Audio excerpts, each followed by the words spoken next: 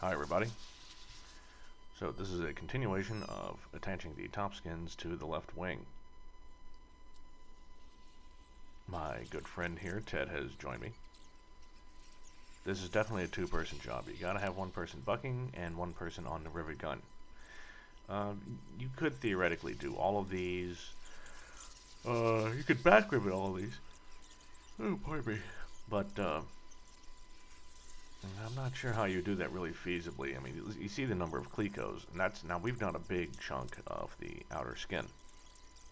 And you see how many clecos are left. You know, if I'm going to back rivet all of this, it's got to be laying flat. And for it to lay flat, I would have to remove most of the clecos, and yeah, I want, nope, I want to have most of those clecos in place.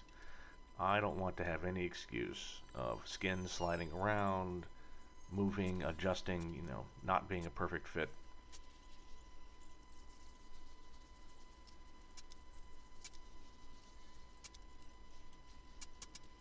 So we actually got to the point where, as I discussed in the last video, we're not doing the seam where the inboard and outboard skins meet yet. We're going to do those very last. But we went ahead, and since we had about 75% of that outer skin done, we went ahead and just finished off the very outboard edge.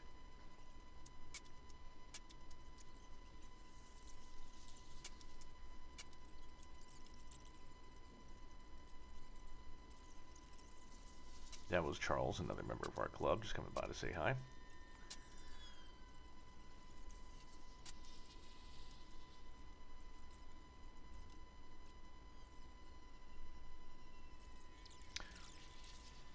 So I would have to say, between the two jobs, so Ted's on gun control, and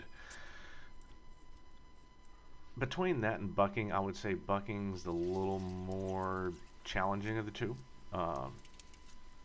Setting the rivet gun for the proper pressure, having it flush mounted, all of that, that's important, of course. But what's more important is controlling the bucking bar in the backside, right? So where your shop head's going to be can be changed dramatically based on what kind of bucking bar you've got. And I found this out doing these skins because we have to use every kind of bucking bar. Most of the skins, I just have that little 1x1x2 tungsten bar. It works great. However, the rivet's at the very top, and I really should have taken a picture. So the rivet row at the very top that rivets into the rear spar come out on the back top of the rear spar itself. So now that spar is not bent at 90 degrees. Like the angle of the flange is less. So when you go to buck those rivets in place,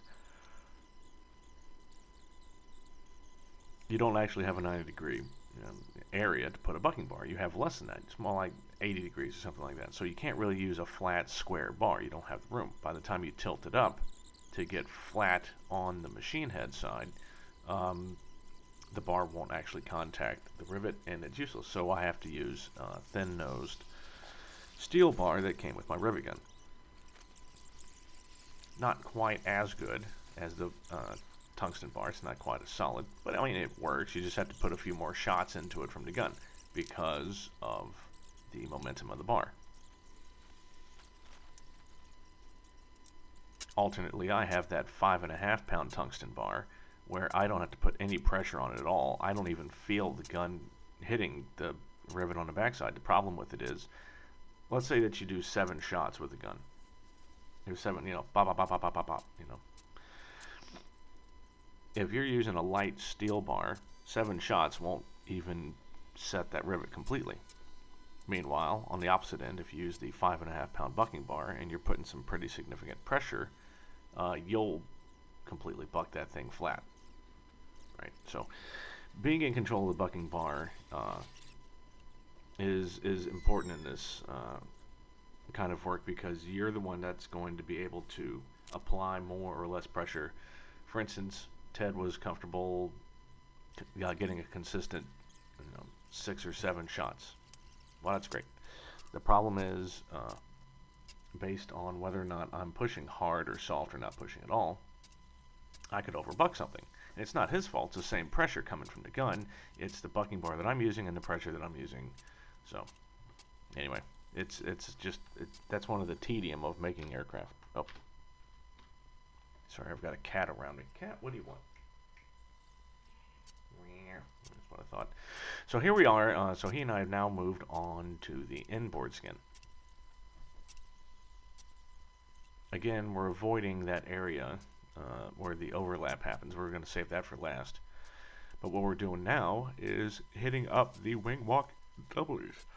Oh, pardon me. Oh, yawning. Sorry, it is 7:50 in the morning. So one thing I am going to do on the other wing. So this is the left wing, right? So this is the wing that I'll be walking up most of the time. And you see that wing walk doubler is about 14 inches across, and that's more than enough for me. I'm going to have a nice black non-skid surface and all that. However, anyone getting into the right side of the plane, although more than likely will be a pilot, sometimes it will not be. And I don't like that width. I need it to be wider, so I'm engineering a fix for the right side, which we'll see later.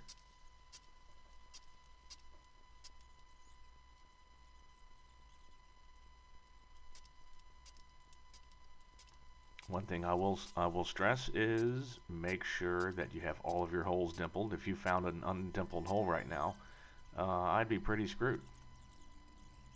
If I find an undimpled hole in any of those skins at the moment, I would have to countersink it. It's the only thing that I could do.